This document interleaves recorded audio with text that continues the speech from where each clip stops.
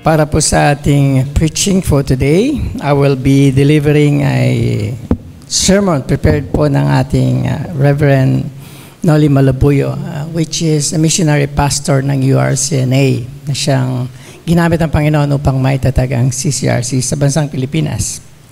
At itong sermon natin pong mapapakinggan ay ikawalong bahagi na po, 8th part ng ating teaching series patungkol sa God's covenant with man. So, malayo-layo na rin po tayo at aabot po tayo hanggang 10 series o 10-part series po.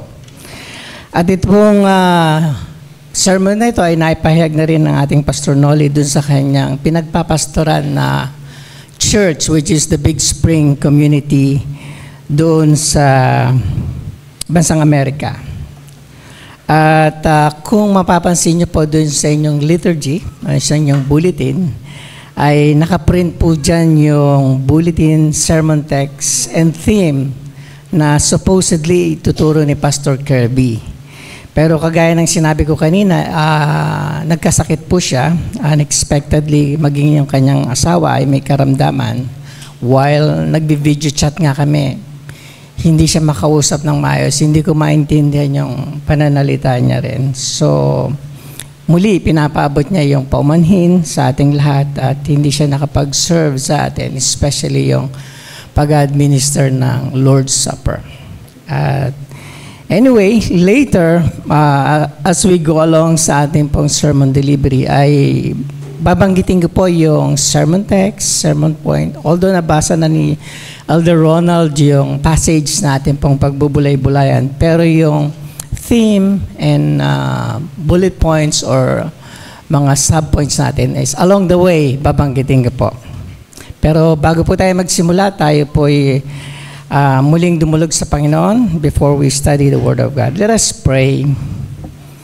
Eternal Father, who has spoken in various times and in various ways to your people sa nagdaang panahon, but sa kasalukuyan, sa iyong bugtong na anak, na siyang incarnated Word, our Lord and Savior Jesus Christ. Kaya Panginoon, we pray that will you open the mouth of your servant to proclaim the Word in the power of the Spirit, and may you strengthen me and sustain my weak body while proclaiming the gospel. And we also pray that the same Spirit ay sharing magbukas ng mga puso at isipan at kaluluwa ng bawat makakarinig ng iyong mensahe sa lugar nito, to receive your holy word and write on their hearts your holy law, kagaya ng mga iyong ipinangako. All of this, aming maweng Ama, we pray in the name of Jesus Christ. Amen. So, muli po mga kapatid ko sa Panginoon, magandang umaga sa inyong lahat. At ang ating pong sermon ay na kung saan nagsasabing noong 1985 ay meron pong 3 American Bible scholars na nagpasimula ng kanilang pagpupulong na tinatawag nilang The Jesus Seminar. Okay po. At ito ay doon sa lugar ng California na tinatawag na Berkeley or yung AKA Berkeley. Eventually, more than 200 na mga scholars na ito ay nagsama-sama. They joined together sa isang seminar all the way from 1985 going to 2006. It was founded by a university professor of a religion named Robert Funk. Yun yung kanyang pangalan. He was educated and taught in the most liberal university doon po sa Amerika at sa Europea o sa Europe. Narito ang mga ilan o 3 kanyang mga kasabihan. Si Robert Funk. Sabi niya una, Jesus did not ask us to believe that He was the Messiah. He certainly never suggested that He was the second person of the Trinity. In fact, He rarely referred to Himself at all. Yun yung kanyang statement. Una. Pangalawa, sinabi niya, Jesus did not ask us to believe that his death was blood sacrifice, that he was going to die for our sins. At pangatlo sa kanyang kasabihan, Jesus did not call upon people to repent or fast or observe Sabbath. He did not threaten with hell or promise heaven. Ganyan po yung pinuno nitong The Jesus Seminar. No wonder that the conclusion of this seminar reflected his false teaching. They voted that 82% of Jesus, nagbotohan pa sila, saying, were not his word. That Jesus did not perform miracles such as walking in the water, feeding 5,000 people, changing water into wine, or raising people from the dead. That he was crucified as a public nuisance, and that he himself did not resurrected from the dead. At pinagtibay din nila na hindi kailanman tinukoy ni Jesus ang kanyang sarili bilang Messiah, or as the Son of God who came down from heaven to die for the sins of his people. At sa panghuli, itong mga heretic also denied, tinatanggi nila that Jesus taught that God would bring an end to this present world and restore it to a perfect order. Dinidinay po nila yon. Sa halip, sinasabi nila, Jesus taught that his vision of a perfect world is merely what life in this world could be if man could only live as Jesus lived. Ngunit, malinaw na sinasabi ng banal na salita ng Diyos, ang mga sinasabi nitong mga ultra-liberal seminar about Jesus Christ ay hindi totoo. Last Sunday po, we proclaim yung 4 promises ng Panginoon that He made covenant with David. Natatandaan niyo pa po ba yan? Anyway, i-recall po natin. Ang una po, He would have an heir o yung tagapagmana to His throne na si Solomon, his son. Yun po yung una. Pangalawa po, Solomon would build a temple for God. At pangatlo, God would be a father to him and Solomon would be his son, which is, I think, na kanina nabasa yun sa text. At ang pang-apat na pangako ng Panginoon, that David's throne would be an everlasting throne. Yun po yung 4 na promise na covenant ng Panginoon kay David. Bagamat ang 4 ng pangako pong ito ay unang natupad sa kanyang anak na si Solomon, our Lord Jesus Christ is the only one who perfectly fulfills these promises. At ngayong linggong ito, sa Lord's Day nito, we will proclaim how Jesus fulfilled these 4 promises. At ito nga po ang ating sermon text na pag-aaralan. We will expound how Jesus fulfilled and continues to fulfill yung promises na ito, which is the covenant with David, part 2. Patungkol sa His Son's more excellent name, na may 4 headings po. Tandaan niyo po ito, although mauulit ko naman. Una pong heading that Jesus is David's offspring. Pangalawa, Jesus is building a house for the Lord's name. Pangatlo, Jesus is the Son of God the Father. At ang hulit pangapat, Jesus' throne is established forever. Sige po, simulan po natin yung unang heading or first point ng ating sermon. Jesus is David's offspring o si Jesus ang anak ni David. Doon po sa 2 Samuel chapter 7 verse 12 na binasa natin po kanina, God promises David at sinabi doon, I will raise up your offspring after you. You shall come, or he shall come. Who shall come from your body? Sa pambungad po na verses ng gospel, sa simulan doon sa Matthew chapter 1, verse 1, mababasa po natin yon patungkol sa genealogy ng ating Panginoong Jesucristo. At sinabi doon sa verse 1 ng Matthew chapter 1, the book of the genealogy of Jesus Christ, the son of David, the son of Abraham. Introduction po yun ng Matthew. Dito tinawag po si Jesus that the son of David. At yung title po ngayon is reserved for the Messiah, whom the prophet foretold would someday appear. At si Isaiah naman po ay nag-prophesy din doon sa Isaiah chapter 11 verse 1. The coming of the Messiah as a shoot from the stump of Jesse, and a branch from his root shall bear fruit. Isaiah 11:1.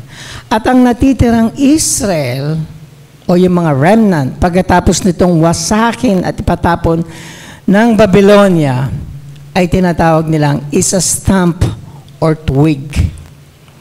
Since Jesse is David's father, this prophecy of the stump of Jesse is the son of David, o yung Messiah who is to come. At yung stump na ito ay tinatawag din ni Jeremiah as a righteous branch for David, na mababasa natin doon sa Jeremiah chapter 23 verse 5 and chapter 33 verse 15. Sabi po doon sa Jeremiah 23:5, behold, the day are coming, declares the Lord, when I will raise up for David a righteous branch, and he shall reign as king and deal wisely, and shall execute righteousness in the land. Ganon din sinabi sa chapter 33 verse 15 ng Jeremiah, in those days and at that time I will cause a righteous branch to spring up for David, and he shall execute justice and righteousness in the land.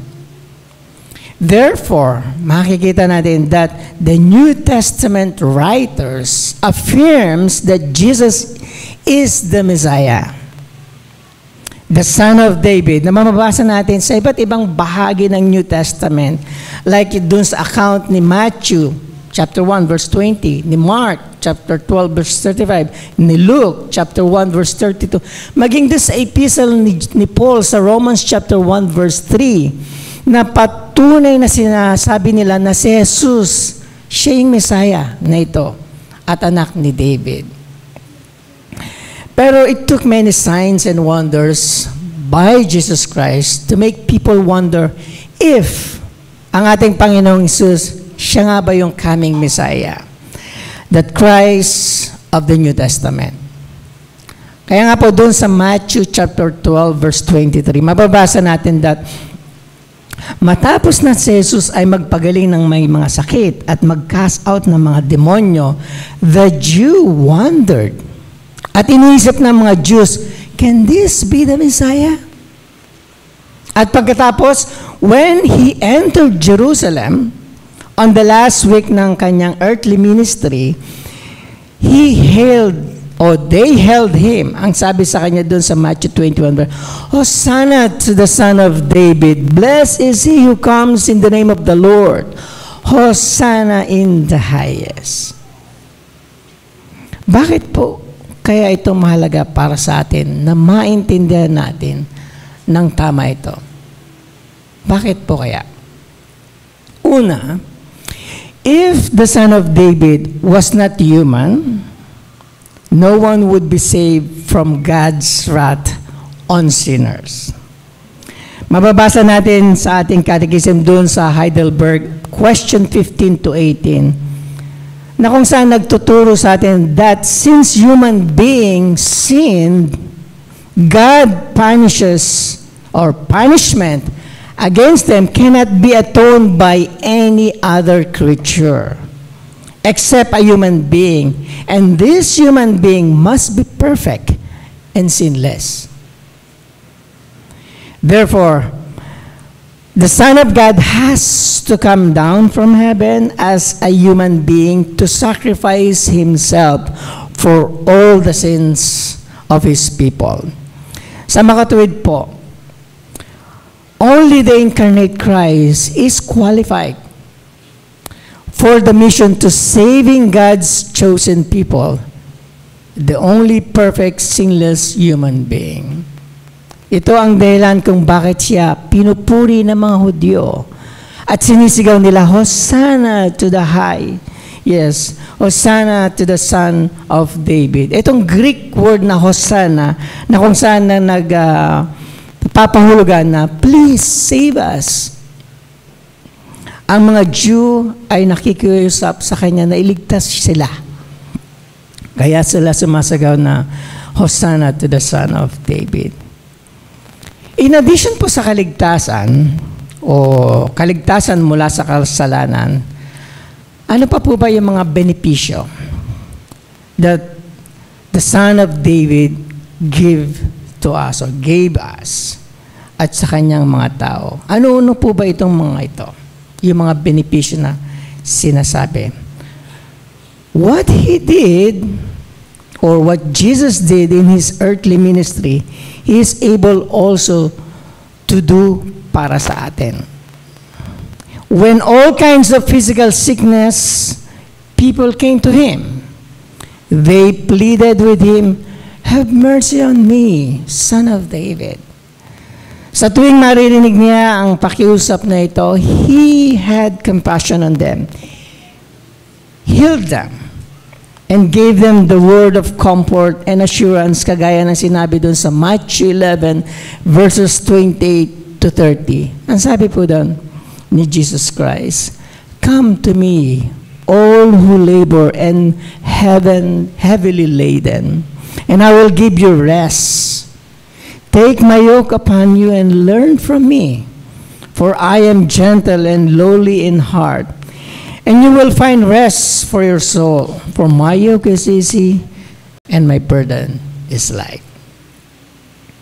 Ang ating Panginoong Jesucristo, the Son of David, is our only Savior, our mediator, our comforter, and our intercessor.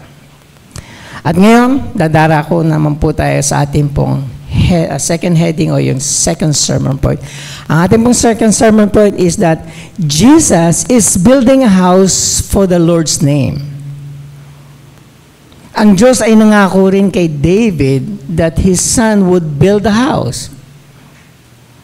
Doon po sa binasa nating text kanina, that he would build a temple na kung saan ang mga tao would gather together to worship the Lord. Si Solomon, na anak ni David, inherited his throne and fulfilled this promise by building a temple in Jerusalem. Natatandaan niyo po yon? But this was only a partial, earthly fulfillment because about 300 years later, yung Babylonian conquered Judah. Nasakop nito ang Judah, destroyed Jerusalem and the temple. At sila napunta sa exile, yung mga Hudyo, doon sa Babylonia. All hope, although nangyari yun, all hope is not lost, however.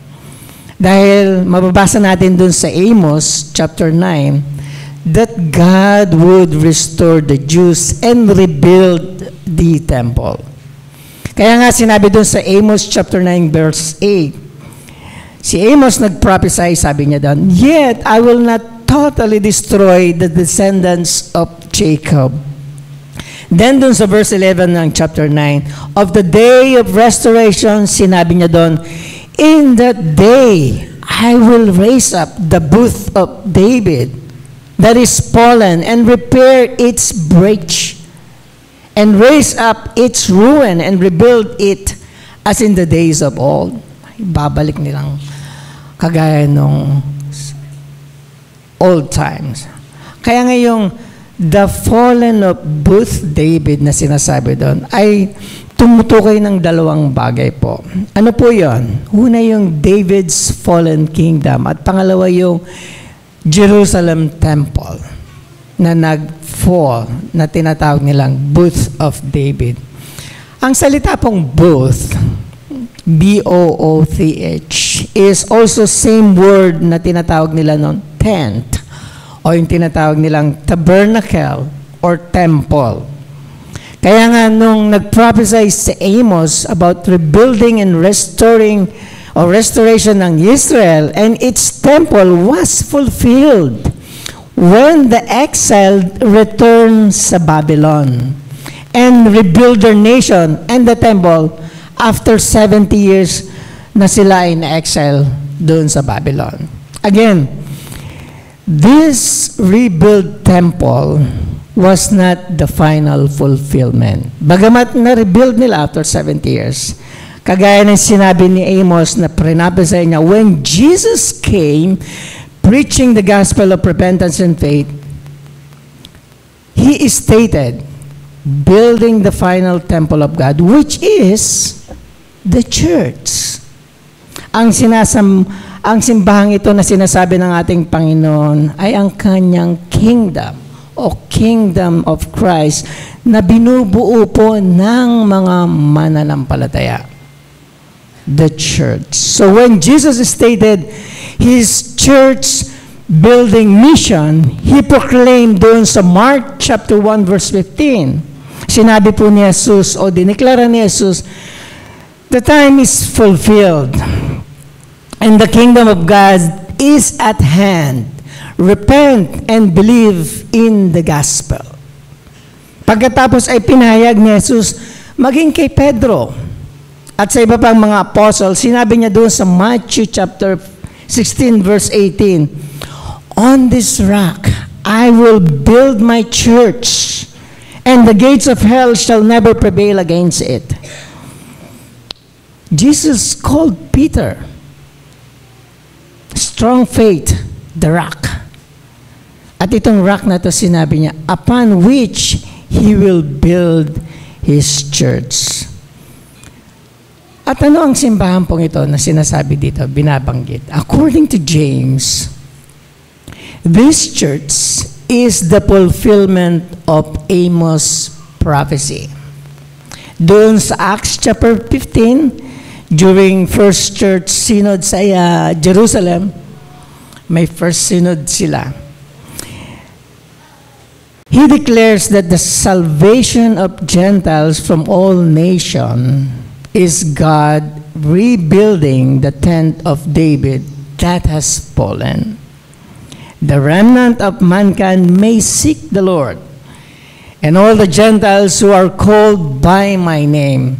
Mababasa po natin yan sa verse 13 and 18, doon po sa Acts 15. At nakakatiyak tayo sa pagkumpleto ng simbahang ito because our Lord Himself is its cornerstone. Siya mismo ito. Cornerstone built upon the foundation of the apostles and the prophet na sinabi po doon sa Ephesians chapter 2 verse 20. At ang lahat ng mga mananampalataya are like living stone being built into a spiritual house. 1 Peter chapter 2 verse 5.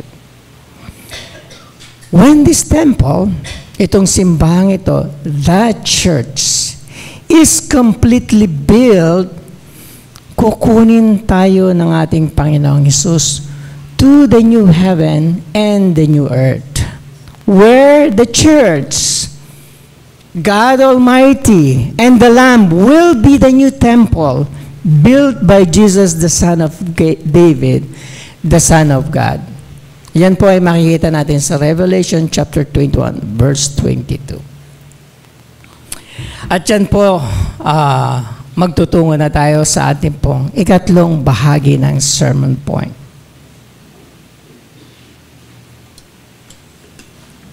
Ang third point po ng ating sermon is, Jesus is the Son of God the Father. The Lord's third promise to David was towards his son, patungo sa kanyang anak. Sinabi doon sa 2 Samuel chapter 7 verse 14, I will be to him a father, and he shall be to me a son. When he commits sin, or when he commits iniquity, I will discipline him with the rod of man, with the stripes of the Son of Man.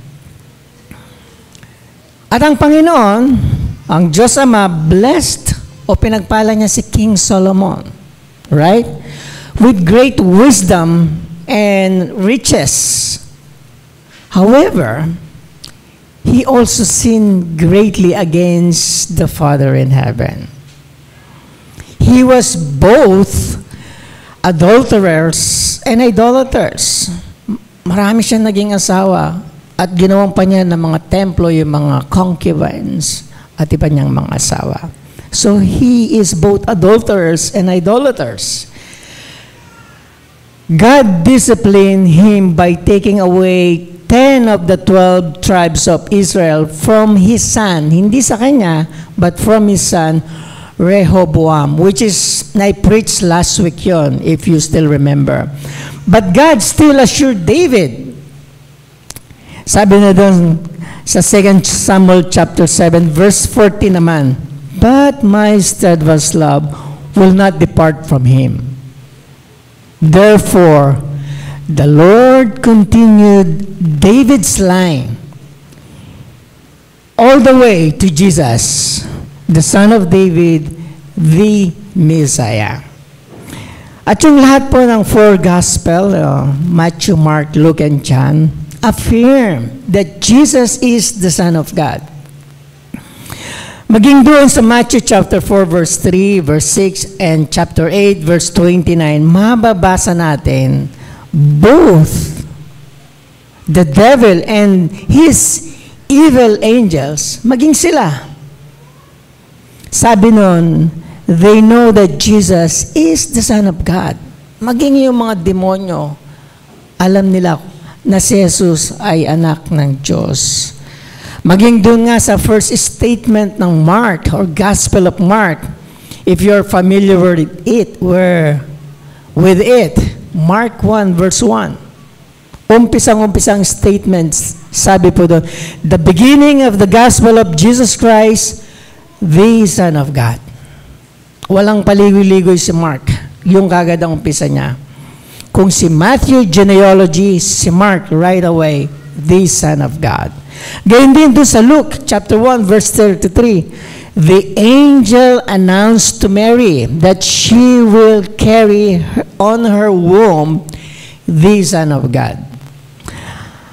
Gayun din nga po si John the Baptizer, bore witness that Jesus is the Son of God, na nakasulat dun po sa Gospel of John, chapter 1, verse 34, maging sa chapter 3, verse 18. And that anyone who believes and confesses that Jesus Christ is the Son of God have eternal life. Yan po, mababasa natin sa account ni John sa 3:16, 20:31.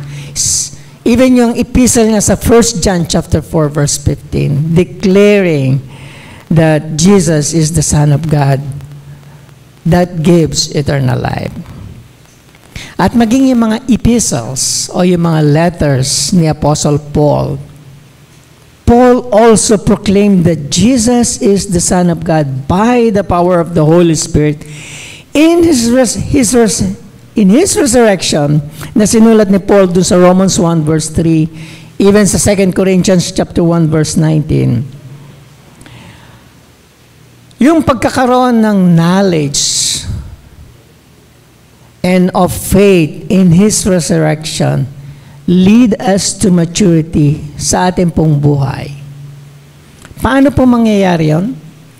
That knowledge of and faith in His resurrection lead us to maturity in our lives. Paano po yun? Dahil sabi din sa 1 John chapter 3 verse 8, because Jesus came to destroy the works of the devil. At maging ang mga writers ng Hebrew or writer ng Hebrew affirms that Jesus is the Son of God. Yung binasa kanina ni Elder Ronald na mahaba po. Verse 1 to 13 ng Hebrews chapter 1, makikita po natin. Sa makatuwid po, ang ating Panginoong Hesus is the Son of God that gives us benefits. Ano-ano po itong mga benefit na ito? Ang benepisyo po na ito is for us to have a holy living while we live in this earth. Magkaroon ng pag-asa ng resurrection at magkaroon ng eternal life sa kalangitan, sa presensya niya. Sa halos mayigit 100 beses doon po sa fourth gospel, ang ating Panginoong Himself calls God in heaven His Father. Tinatawag niyang Ama sa langit na kanyang Ama. At matapos na si Peter ay nag-confess that Jesus is Christ, the Son of the living God, sinabi sa kanya ni Jesus that his faith came only from my Father who is in heaven. Matthew 16 verse 17. Gayon din dun sa John chapter 17. Yung buong John chapter 17, ito yung chapter na kung saan panalangin ng ating Panginoong Hesus. On the night, bago po siya ma-crucified. At ang panalangin ng ating Panginoong Hesus ay pinapanalangin niya yung kanyang mga disciples, addressing God as His Father. 6 na beses po minention doon. At ganun din ina-address ng ating Panginoong Hesus, not just the Father, but by an intimate my Father. 39 times sinabi niya ito sa Gospel. My Father. Kaya itong intimacy with God the Father is also ours. Sa atin din po ito when we believe in Christ as our Lord, as the Son of God. Kaya nga po, si Jesus po na siyang only begotten Son ng ating Panginoon at tinawag na only begotten Son. Hindi lang man po siya, but we are also God's children. Kagaya ng sinabi ng John 1:12. Sabi doon, but to all who did receive Him, who believe in His name, He gave the right to become the children of God. This is why we are called adopted. O naampun tayo, children of God, but only through faith in Christ Jesus. Galatians 3:26. And in John chapter 11 verse 52, He is gathering His adopted children from all nations of all the world into one church.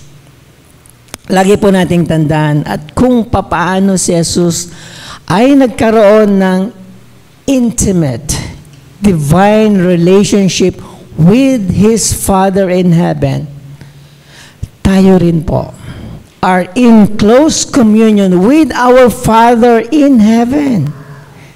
Therefore, bilang mga kanyang adopted children, maaari din natin tawagin ang ating Ama sa langit na Abba, Father. Sabi po yan sa Romans 8:15, Galatians 4, verse 5 to 6. At ang katagapong itong Father, o hindi lamang ito Father, in a honorific sense, o yung tinatawag nating pagtawag ng Father bilang isang paggalang, or Daddy. Pag tinatawag niyo po yung inyong mga magulang, bilang mga little children ng inyong mga tatay. Yung katagang Father na sinasabi po dito is a term of endearment, o yung tinatawag na warmth, with love, with intimacy, such as dear Father. This is why maraming mga Kristiyano po when we pray, we address ang ating Panginoon sa ating panalangin, Dear Heavenly Father, na siya rin sinasabi natin tuwing tayo ay mananalangin. Ganun po ka-intimate when we call our Abba Father. Kaya nga po, si Jesus, the Son of God, the Son of David, ito yung mga titulo ng ating Panginoong Jesucristo na kung saan affirming both His full humanity and full divinity. At katulad ng sinasabi ng Old Confession, truly God, truly man. At sa pang-apat po na ating heading o yung panghuli natin, Jesus' throne is established forever. At ito ang title related po dun sa true humanity na binanggit po natin kanina bilang Son of Man. But it is also a title na kung saan na-attribute din sa true divinity ng ating Panginoong Hesus. Makikita natin ito sa Daniel chapter 7 verse 13 to 14. Si Daniel, pinrophesy niya o nakita niya in a night vision on one like a son of man ascending to heaven in the clouds. Na vision, nakita mo niya sa vision. At matapos noon, he was presented to God, the Ancient of Days, who gave him power and dominion all over peoples, nations, and language who belong to his everlasting kingdom. Ito ang huling pangako ng Diyos kay David at tinupad ng ating Panginoong Hesus po ito. After He ascended into heaven, ano po yung kasunod nun? He sat at His throne at the right hand of His Father in heaven. Kaya nga si Angel Gabriel, nung nireveal niya kay Mary that the baby in her womb is the heir of David's throne, sabi dun sa Luke 1:33, and of His kingdom, there will be no end. Walang katapusan. Sinabi din doon sa Matthew 28:18 and Revelation 11:15, God has given Him all authority in heaven and on earth forever. Si Isaiah,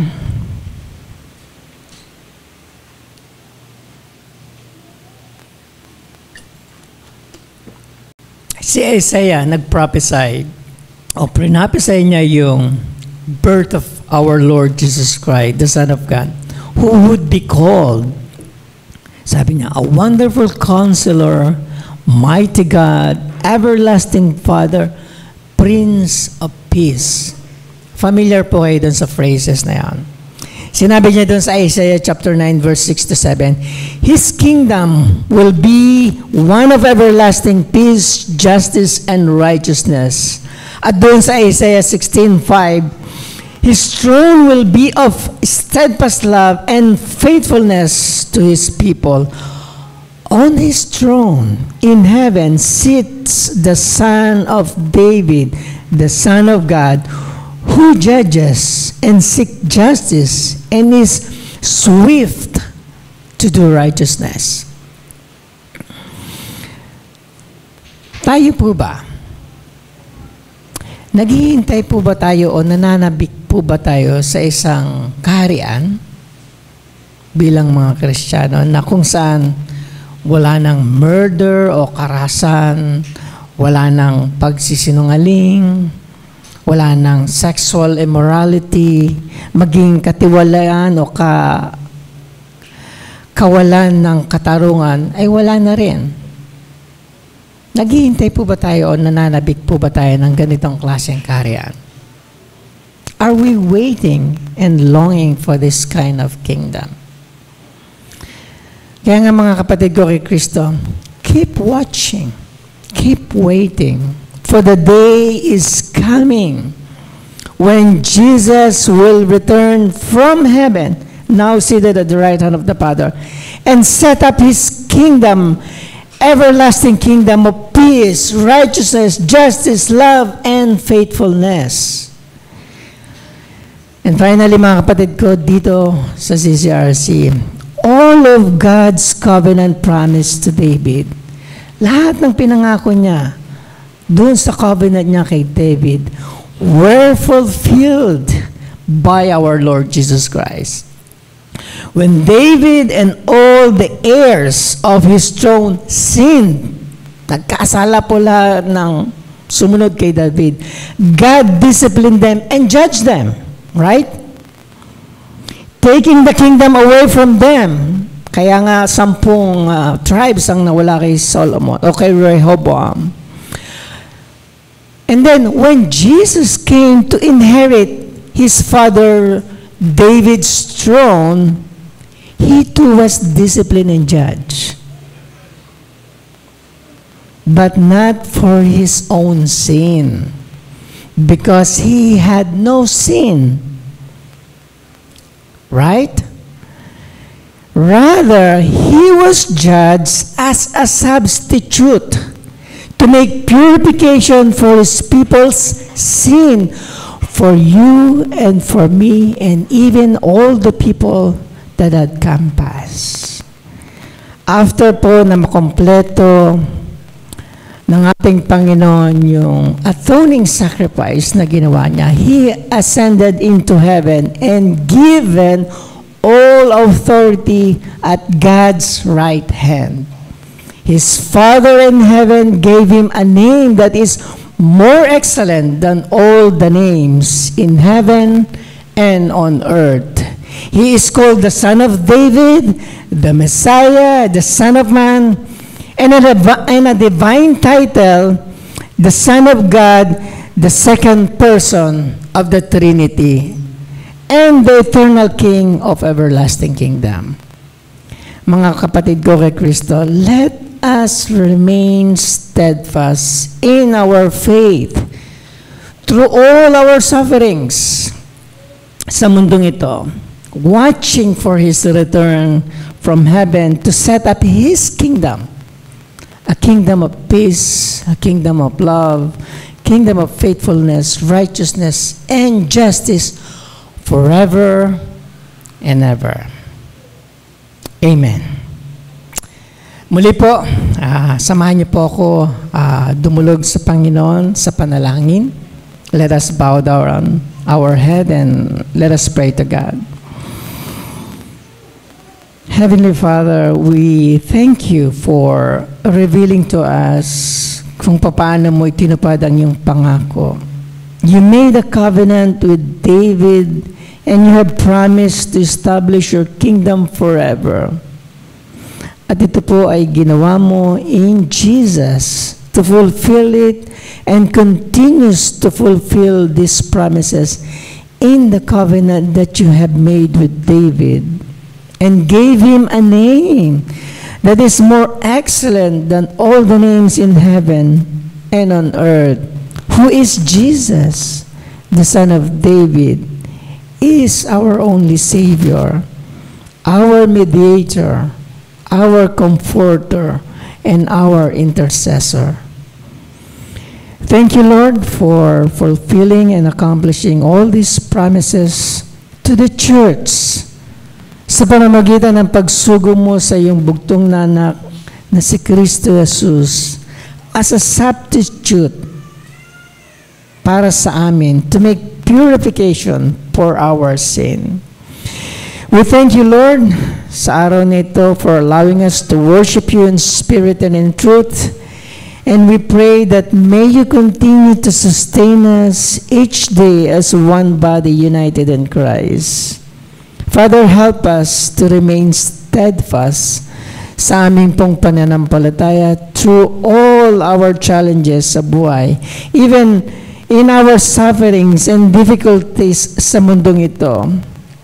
Habang hinihintay namin ang pagbabalik ng aming Panginoong Jesucristo na manggagaling sa kalangitan to set up His kingdom of peace, love, faithfulness, righteousness, and justice forever and ever.